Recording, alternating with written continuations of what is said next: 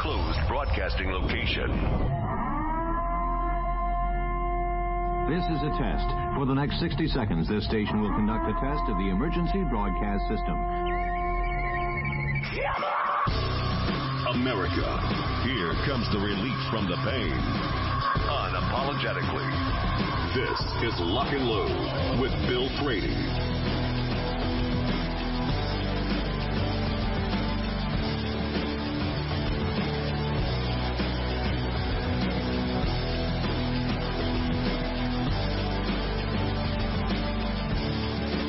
And good afternoon. This is Lock and Load, and joining me now from the lovely confines of Detroit, because he's legally armed in Detroit, is Rick Ector, the director. This is part 3 of our holiday series. How you doing, sir? Hey, man, I am great. How about yourself? How are you today? I'm good. I am good. I'm behind, as you know. Rick knows that I'm behind. I'm behind on production and everything else. But that's okay, because, hey, we're still going to get it done anyway.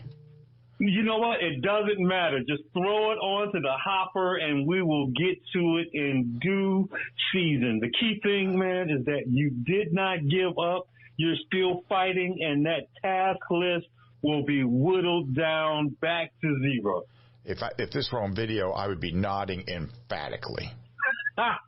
Look, man, you would do what I do. Drink copious amounts of coffee, so much so, believe it or not, and this is a secret, and I wasn't planning on telling anybody just yet. Oh, okay. I've been exploring the idea, check this out, of getting some Laid private label coffee.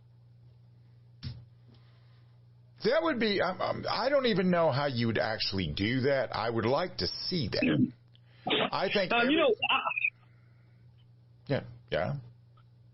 I'm not even sure if you're familiar with the concept of private labeling, because I just got up to speed on it. But, you know, a variety of stuff is out there in the world, man. And there are people who, if you get into a partnership with them, they'll put your label on it, and they'll say, it's the Laid legally armed in Detroit coffee.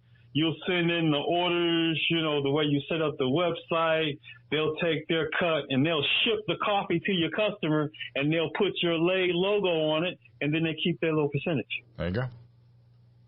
I'm thinking I'm going to make it happen, man. Right now, I got my hands on a lot of things, and I can't just devote any time to it, man. But guess what? It is on the task list. It's on the hot plate. Everything's always on the hot plate.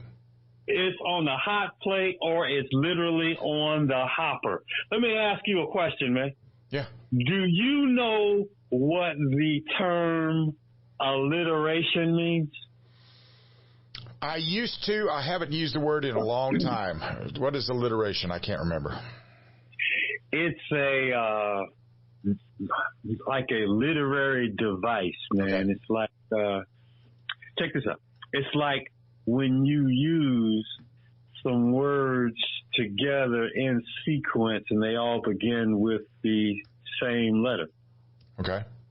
Kind of like the topic of today's show from my perspective. Well, according to the dictionary, it is the occurrence of the same letter or sound at the beginning or adjacent or closely connected words, which is basically what you said.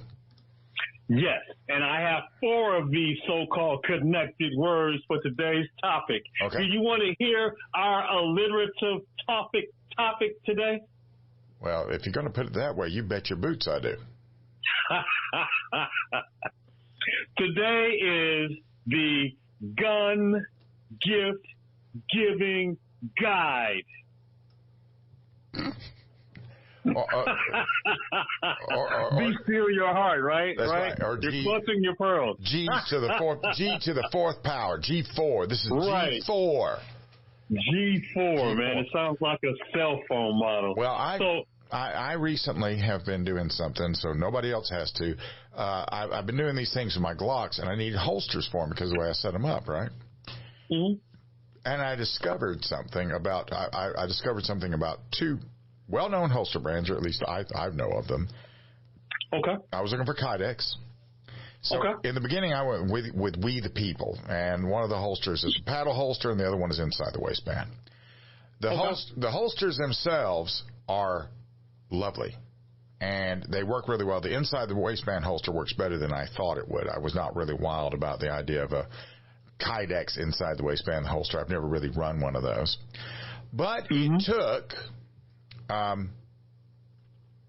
took about a month to get them because they don't actually stock them. They're not making them and stocking them. They do them to order by hand. That's what they say, yeah. And that's how they pay. They don't outsource the manufacturing. They do it all in-house with U.S. labor. Right. That's what they say. Then I decided to try Bravo Concealment. Okay. Now, Bravo Concealment, I got inside of a week. So they're better on delivery. They're better on delivery. I don't know where they get them made. The Kydex is a little bit different. It's a little bit different design and everything. But I just find it interesting. The Kydex holsters were, I think Raven Concealment was the first one that really got out there and started doing anything with Kydex. And now they are just literally everywhere. Everybody, and there's lots of guys that do custom ones for you. I've got a couple of those laying around, and Okay.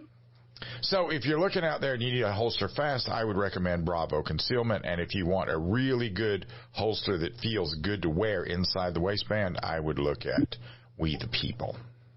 Man, look, I am taking copious notes as we speak. Yep. Now, with regards to this gun gift giving guide, man, I'm going to, as always, enlist your cooperation and assistance. Of course.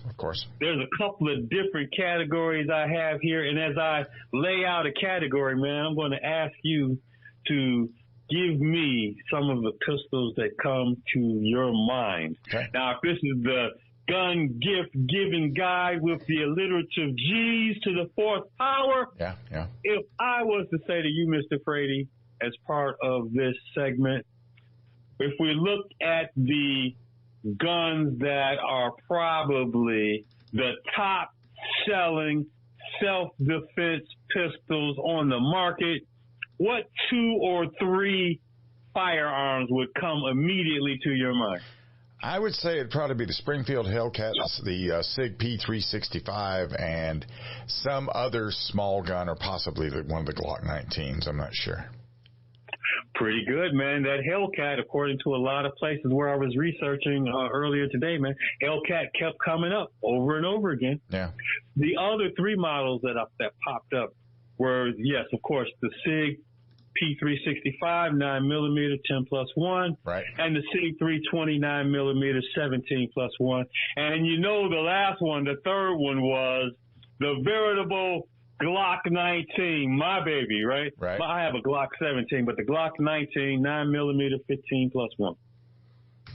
Yeah. No big surprises there, huh? No. I can only imagine how many drinks with a little umbrella and a Gaston Glock is bought off of the Glock 19. Now, since we're still in the throngs of the Christmas shopping season, right? As an instructor, and when I teach classes and people are talking about which gun to buy, I'm mindful of the fact that everyone that pursues a pistol purchase, man, isn't sitting on a huge or appreciable amount of money to necessarily get their gun of choice, especially if you're buying it around the holiday season. And I imagine some budgets are getting really stressed. But if I was to ask you for, say, 3 or 4 brands under the category of most affordable personal protection pistol, what 3 or 4 specific models, brands would come to your mind? Taurus. Most affordable. Taurus would be in there. Taurus is in 6? Yeah. Well, you know what? We'll pick it up on the other side. Talking to Rick Ector. This is G4, the Gun Gift Giving Guide. Part 3 of the holiday series. We'll be right back. This is Lock and Load.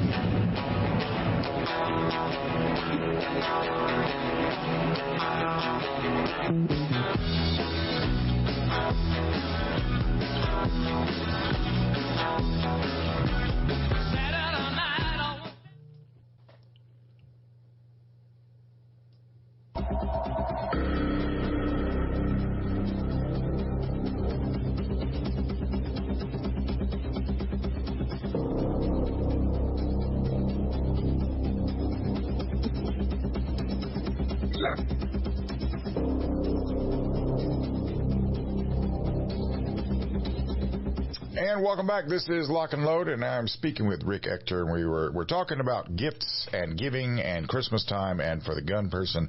The Gun Gift Giving Guide. This is part 3 of the holiday series with Ector, the director, and we were just talking about the best budget guns to buy out there. Now, Taurus is, especially the G3 series. I think that's a really good series of guns. They shoot quite well, and I think they come in at about $250. For a gun, okay. For the gun and 2 spare magazines, that's not bad at all. It's a small. It's about it's in the same vein as the Hellcat would be. I don't know how much the Hellcat would cost, but I would hope it would be in there. The Smith & Wesson M&P Shield is not a bad gun for the price, I don't think. Retail wise, where is it registering in it? I don't know. Okay. I look at guns most of the time when I'm looking at guns. The only ones that I'm aware of that are any less than in the $500 range would be Taurus, and I don't look at too many of the other ones. What did you find? Well, I'm of the same vein, man. But see, when I decided to categorize this segment, I wanted to pick some hard lines, and I wanted to say what each category meant and not let my particular biases get in the way. Right. Not necessarily saying that I hate these guns or I wouldn't buy these guns. I'm saying I looked at it strictly from the proposition that it was the most affordable gun now. Now, I know you get a little spoiled, man. You get all these toys to get the review and to give your opinion on and get to test them and all. But believe it or not, man, there's some people out there, buying even a relatively inexpensive gun as a proposition. So these, and I'm not making any value judgments, but these are the most inexpensive, most affordable guns I could find. Okay. Cobra Arms, $380. I saw a price quote, and these prices aren't hard, but I saw something in the neighborhood of $125.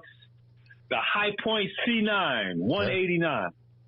The P32 Kel-Tec, ranging in about $250, along with the P2 Kel-Tec, $250. So gotcha.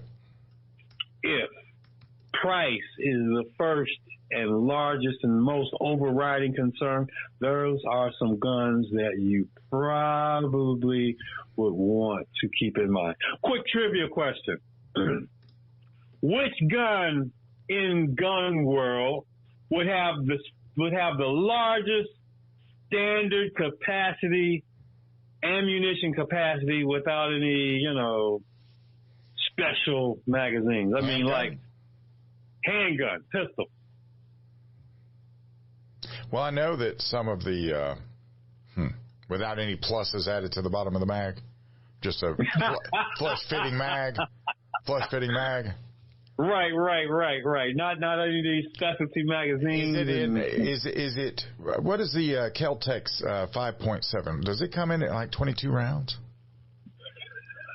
As a matter of fact, Kel-Tec is the manufacturer, but it's not the model I was thinking. Okay. The caliber is 22 WMR. Okay, well, yeah. All right, there you go. Well, that's, what is it? Is about 40 in a magazine? I mean, that's a pretty small round. The PMR 30, man. Okay. It rings in with a capacity of 30 rounds, wow. Man. Okay, yeah. And you know what? 30 rounds, roughly $495. If quantity is your thing, I'm saying, hey, then the PMR 30 would be your baby. Indeed it would. No doubt about that. You know what? Here's another category I thought would be interesting. If you were thinking about, man, a dream gun, man, like a gun that's standard in how it's delivered to the market, which 2 guns in that range, in that category, would you hope that Santa had in a box under the tree? I don't know what it is. I don't know what the model is, but FN makes this big FDE tactical 45 ACP. Okay. And I mean, it comes in at about $1,000. It's not that expensive.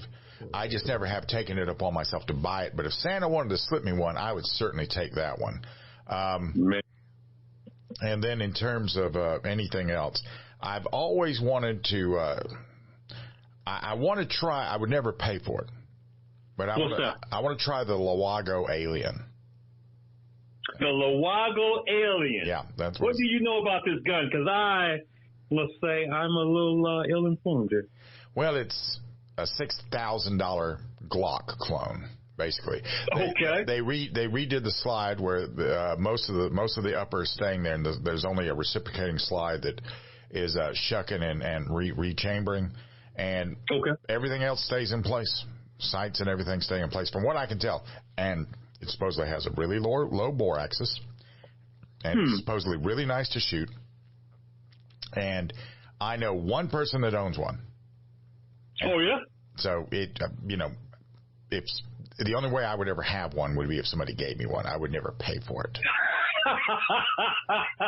Man, never say never. Never say never. You've been pretty good this past year, man. I have been, but I can categorically tell you that. I think you are on Santa's nice guy list. Yeah, okay. Well, that's good. I have worked for that.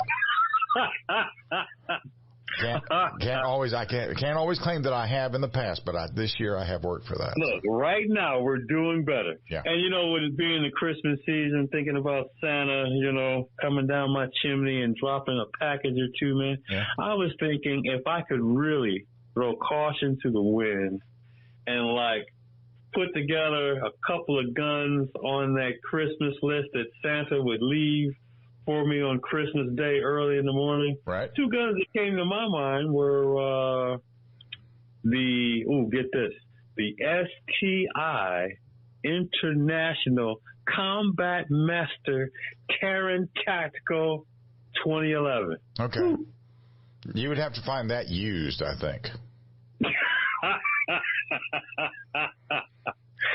I can't say that this is the standard price on this bad boy, man, but look, the price I saw on it was astronomical. You want to take a wager as to what the price I saw was? I'd say 12. 15. 15,000. Yeah. I mean, we're not going to put a price on safety, right? Well, no. See, here's the thing. Somebody that can afford to get out there and look at and actually entertain the idea that he's going to buy a $15,000 handgun, it doesn't matter if he shoots it. It doesn't matter if he ever shoots it, because he probably has a bunch of $15,000 handguns. So, for somebody like me and you, we can look at it and say, I sure wish I could win the lottery and buy that. But for somebody else, there's a strata of customer that looks at those and says, I want the best. But most of them, you've seen it before. You remember the Cabot Arms 45s that they made out of the meteoroid that crashed to the earth? Oh, really? They actually made parts out of a meteor? Yeah, they have it. They've been displaying them for years at the NRA show, because nobody's going to pay $4.5 million for each of them. But the salvage value has to be astronomical, because meteors are in of themselves intrinsically valuable. Yes, right? Well, they bought one. They invested in one. Here. Hang on. We'll be right back. Talking to Rick Ector, this is Lock and Load.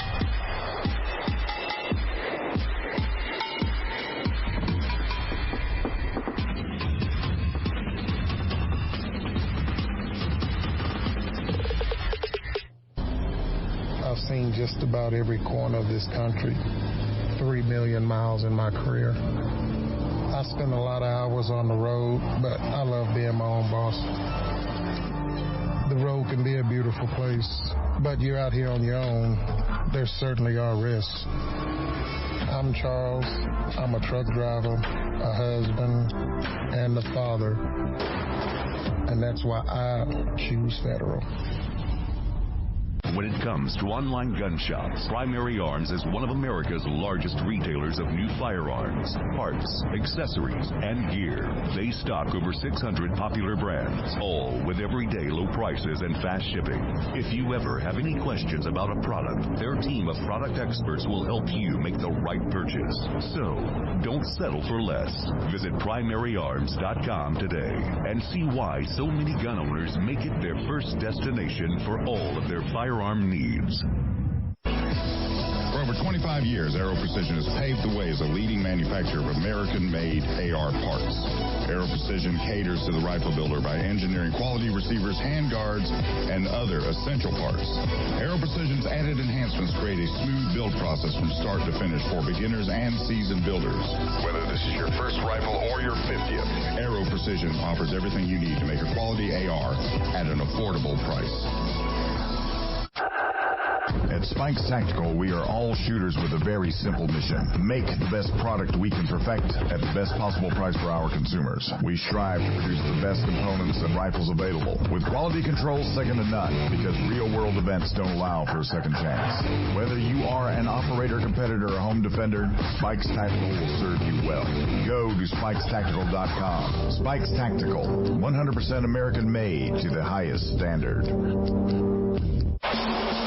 At Staccato, we know there's no such thing as a fair fight, and we bring the unfair advantage that is the 2011 platform. Dominate. At Staccato, we know the most important gun you own is the one that you're carrying when you're facing that threat to life and freedom. Win. We want you to enter that objective confident that you are carrying the best gun in the gunfight. No compromise. No sacrifice. Staccato2011.com. Stand ready to face down the darkness with 2011.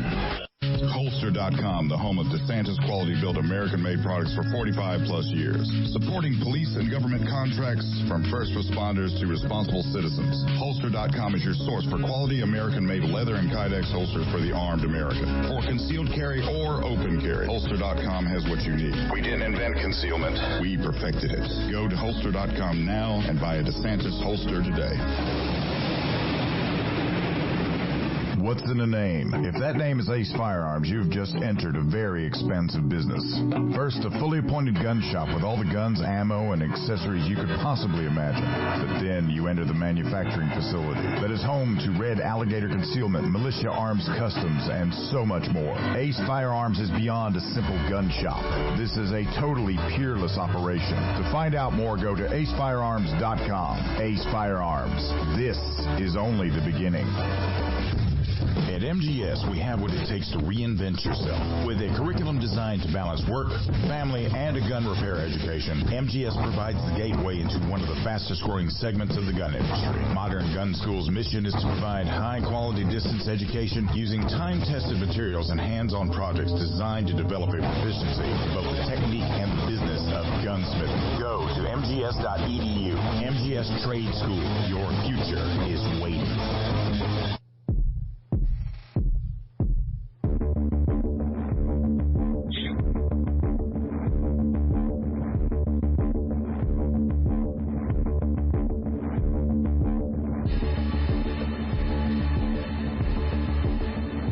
Welcome back. I'm with Ector the Director. This is the Gun Gift Giving Guide, or G4, Part 3 of Ector the Director, the holiday edition that we're doing weekly here. And we're just throwing things out there about the various things we might covet. You know, of course, I had to have a category, and this is totally subjective because, as we know, beauty is truly in the eye of the beholder. But if I was to ask you, of all the guns that you've seen on the market, intrinsically, a personal protection gun, what gun would you say is a work of art? It's pretty, or it's a beautiful gun? What gun comes to mind? You know, that's an interesting question, because most of the guns that I like, as far as visually, are double action, single action, which are not guns I would not necessarily carry. Different strokes for different folks, sir. So, I mean, I sort of like the looks of like the CZ75 and the SIG P226. I think there's something iconic about that look, you know? Iconic, yeah. Iconic. But then there's the 1911. Yes. That's that you see it, and you're like, hey, I know what that is. I mean, so somebody goes out. Some of these 1911s are very well done. I mean, they have a price that reflects that. And then you look at the guy that's carrying it. He's got like a $500 cigar lighter on him, and he's smoking a $100 cigar with it. So people that there's a certain class that look at those kind of guns that are I don't know why you would carry a 1911 today in a single stack configuration with all of these double stack masterpieces that are out there that just run like a clock, you know? If you're carrying a gun for self-defense, right? I don't. First of all, would you agree with me that carrying a gun is cumbersome? You know, it is, but like many things that you do repetitively for a long period of time, dare I say, it becomes your lifestyle. It's who you are. It does become your lifestyle, but now you don't do it. See, you don't cater to the single lowest common denominator. You're not out there saying, well, the likelihood is that I would be in, one guy would come up on me, he'd diddy-bop on me, and I could shoot him with 3 rounds, it'd be done in 3 seconds, it'd be done at 3 feet. So if you went by, because that seems to be the common theme you see among most of these self-defense shootings, if you go by that, then that means that the SIG P365 or the Springfield Hellcat is perfect. You can carry a little itty-bitty gun, forget that you've got it. But, you know, what if you have something happen like what happened in at the Westgate Mall in Kenya when they had that terrorist attack? Right. And you had a bunch of ex-military guys running in that just happened to have those rare South African or the Kenyan permits. They ran in there with CZ, they call them Seskas over there, but they all had CZ-75s and or Glocks. And they were running double stacks, and they had enough ammo with them to actually mount a rescue operation. Oh, really? Yeah. So, I mean, you do not cater to the lowest common denominator. How many spare magazines do you carry? Spare, I carry, you know, I'll begrudgingly admit to you and everybody listening in that I carry 1. Okay, but that's 34 rounds. You know, with all the stuff that I lug around, man, it's like, okay, yeah. I realize it probably would be better to have like 2, but 1, I can swing 1. Yeah, I can force myself to carry 1 extra magazine. Yeah. Right. Yeah. So, now I know some people that carry as many as 7. But here's the thing. If you gotta have that many magazines in a handgun, I'm kind of thinking you need to be fighting your way back to a long gun. I mean, I do own at least 7 magazines, man, but I don't think I'm going to be carrying them every. No, I'm not. No. But do you want to know what gun that I believe is a very visually appealing, stunning piece of artwork? It is absolutely your turn to tell me that. It would be a gold Desert Eagle 50 AE. Well, it is a good-looking gun, no doubt about it. I've never shot one. I've seen plenty of them. Oh man, what was I at? Oh, I was at it was at an NRA annual meeting, and some company had a customer appreciation day at the range. I believe it was a range when we were in Texas one time. Not one time recently, maybe 4 or 5 years ago. Right. Man, and I got to shoot one. Let me tell you, it was a rush, man. I enjoyed it immensely. I just can't imagine carrying that. You know what? From a practical standpoint, for me to carry it, it's too physically big and accessibility and draw time and all that other stuff. Yeah. For me personally, I'm not, denigrating anybody else. For me personally, I don't think it worked for me as a carry gun. Well, I mean, for you, it'd be like trying to conceal a box of Wheaties. So, Right. But yeah, man, I think it's a very visually stunning gun. It is a good looking gun. It's a completely different design. It's completely off the warpath. I think it has it has the bolt like a AR-15 in it.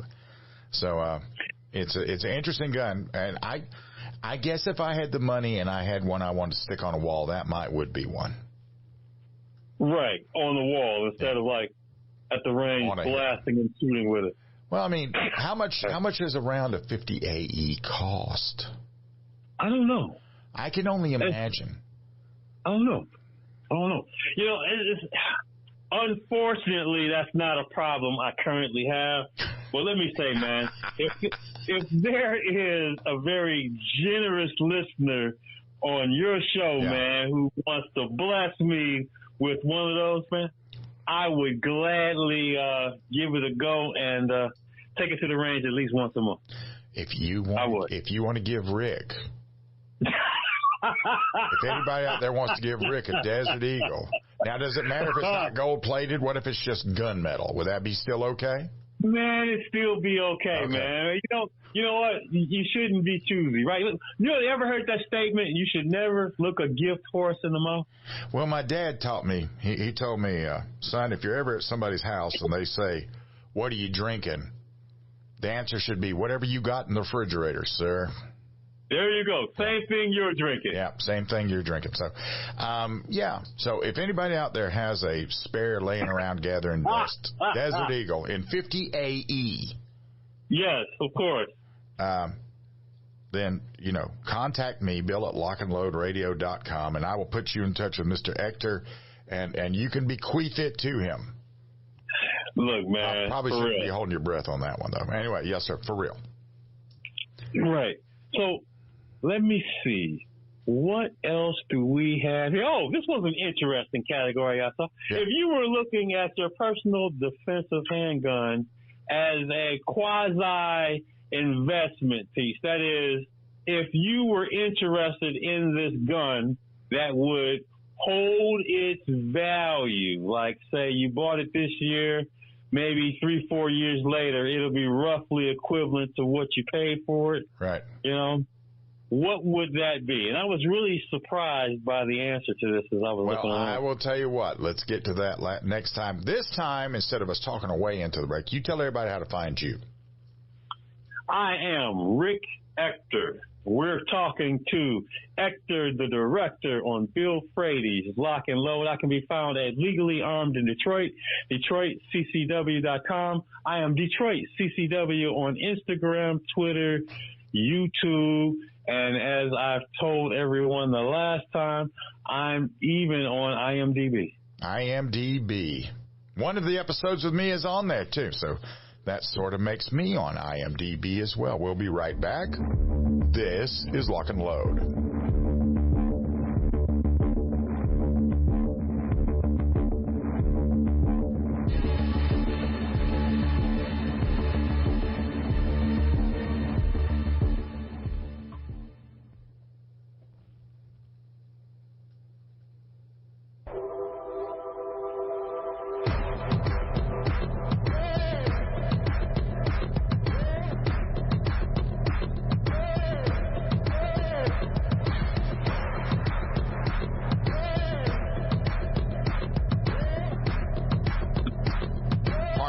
Of the Ector, the director gift giving holiday special with Rick Ector. This is the gun gift giving guide, or G4 as we call it, or as I call it. I don't. What are you just going to call it? The gun gift giving guide?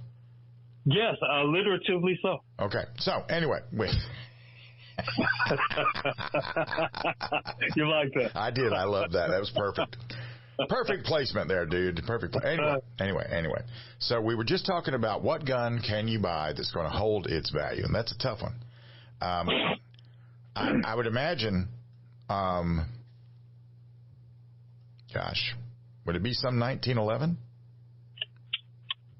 I mean, some people might reasonably, make that assumption, but I was really surprised, man. Okay. A lot of different resources are basically asserting that your fairly standard, typical Glock, generally all up and down the product line, particularly the Glock 17, is a relatively stable firearm with respect to its value. I mean, you're going to have wear and tear and depreciation. Right. But man, if you ever find yourself in those economic times where people are like worried about inflation and what to do with their money, right, don't be like that knucklehead that went to the supermarket and bought $10,000 worth of toilet paper and then tried to redeem them the following month, man. Just buy a ton of Glocks. Yeah. Well, I mean, I have a Glock 17. Have you ever shot it? Do you like it? Yeah, I like it. It's pretty cool. Yeah.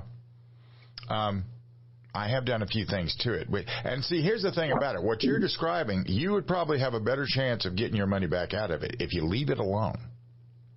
Unless like if it's optics ready and you haven't altered the slide at all to put, then that would be okay. But beyond that, doing trigger jobs and slide work and all that, I think if you just leave it alone, that's where it really holds its value. If you get out there and start doing texturizing of the grip, people like a stock Glock, and they'll pay money for a stock Glock. That doesn't surprise me. You know what? I was at the gun range last weekend, man, and the owner of this particular range I was at, he showed me a gun that had recently came in. Somebody was I'm not going to say returning it. They were bringing it in as trade for a discount on a newer, brand new model gun. Right. They brought in the original Glock 17, man, with the original manual and the Tupperware box that it carrying case that it came in. Right. It's literally like a Tupperware box, and you put the flat lid over the top and smooth it out and secure it, man. And I thought it was the coolest thing ever. And, the guy at the gun range, he thought enough of me to at least offer me first dibs on buying it from him. And, he told me he wanted about $500 for it. And I thought that, well, gee, this gun is kind of old, but, it's a Glock and it's in good condition. And yes, those Glocks retain their value. It was still worth a lot of money. But as I was looking at it, man, it was so big and boxy looking, man. It almost looked strange. Yeah. I don't know last time you saw one of those first generation Glocks. I have never seen a first generation. The first Glock I bought was a second generation Glock 22. I've never laid eyes on a first generation. Or if I did, I didn't. I was not aware of it. The first generation didn't have finger grooves. If you saw this first generation Glock, you'd be like, I know that's a Glock, but it looks really strange. It looks a little bigger and boxier and squarer. Probably not refined just yet. A lot of people. No, it wasn't. Yeah. It was a thing that did what it did, man, and it did it well. And it's going on to change the market as we know it today. So let me switch gears up, man. I am going to make you aware of something I'm doing special next weekend. Next weekend, I'm actually putting together a seminar in the city of Detroit. Well, not in the city of Detroit, but at a gun range right outside of Detroit, man. Right. And it's taking into account these new gun laws that we have on the laws that are going to take effect. Get this, on Valentine's Day. Right. February 14th, paradoxically, coincidentally, these gun laws take effect. The red flag law, storage laws, and registration on long guns. So what I decided to do was put together an informational session for people to come on out to the gun range and make sure that you're apprised of these latest onerous right-stealing laws that got shoved down our throat this past legislative session. And if people are interested, they can come on over to legallyarmeddetroit.com and sign up and meet me at the gun range, not this weekend, but next weekend on the 16th. Put that out one more time. Legally Armed in Detroit, we're going to have the seminar on upcoming right-stealing legislation, on red flag laws, storage laws, and this universal registration. We now have to register long guns. It's going to be on the 16th, and they can come out to legallyarmedindetroit.com to get more information and sign up. I can't believe that's happening in Michigan. Man, you know what? I'm still mad about it. Yeah. But no, it's like you tell people all the time. Every time an election happens, and we kind of say and hear the same things from everyone. It's the most important election ever, right? And you're like, okay, that's what you said last time. Well, there are none that are not important. That's the thing. They're all important because, like for governor, a governor can do all kinds of stuff in one term. Yeah, we found out, man, from a gun rights perspective. Yeah. I mean, we literally had the trifecta shoved down our throats, man. Yeah. Red flags, storage laws, and long gun registration. I mean, and I was about to say rhetorically, how worse could it get? And I'm like, yeah, it could always be worse, but man, that's pretty bad. Yeah. And it wasn't necessarily the steady creep of bad legislation. We had all of this bad stuff get shoved down our throats at the same time. Yeah. Gretchen, you know what? I swear to God. And I can imagine people are listening to me. They're saying, "Gee, Rick, the solution is right in front of you.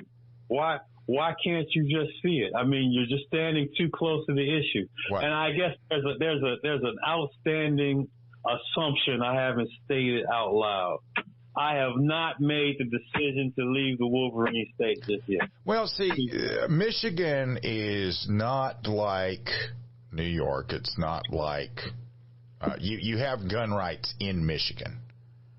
And so from that perspective, you're not like some of the other states just yet. Now, you seem to be drifting that way for whatever reason. And the problem that I see out there is that most of these states that are really bad, like New York and California and Maryland and New Jersey, they only are going to get worse.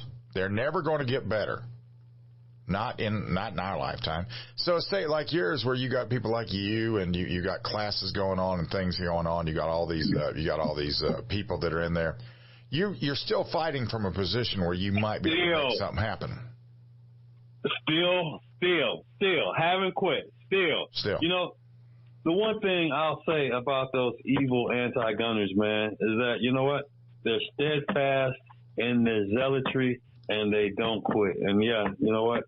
We need to remember that. We need to also be steadfast and zealous and not quit. Yeah. I get it. Yeah. I get it. So I get it. In any event, now what this means is that now Rick will go back and calibrate for the next 5 or 6 days, and he will compile all kinds of stuff. When we come back for part 4 next week, there's no telling what we'll be talking about. Look, man, I've been enjoying the series, man. Yeah. I can't wait to see what we're going to talk about next week. Yeah. Well, I mean, you're the one driving that fast boat there, Captain. I'm just a rock and roll singer in a rock and roll band with this one. So I'm just sitting back and enjoying it. I never have thought of some of this stuff. Never have thought. Now that you bring it up as far as like a Glock retaining its value, I've never thought of it that way, but that's truth. Even one that is dogged out is going to go for $500. So. Let me tell you, if you're worried about inflation, don't buy 10,000 rounds of toilet paper. Buy a commensurate number of Glocks. Yeah. You'll feel much better about it. Yep, you'll get your money back out of that. Before we run out of time, how do they find you? I am Rick Ector, Ector the Director. I can be reached at legallyarmedindetroit.com, DetroitCCW.com. I am Detroit CCW on Facebook, Instagram, Twitter, YouTube, and IMDb. And he also comes here and gives out good ideas for those of you thinking about buying a gift for your loved one that may be a gun owner. Thank you for joining me today, sir. Hey, man, it's been my pleasure, and I'll catch you next week. Roger that. Hour number 2 is inbound. We'll be right back. This is Lock and Load.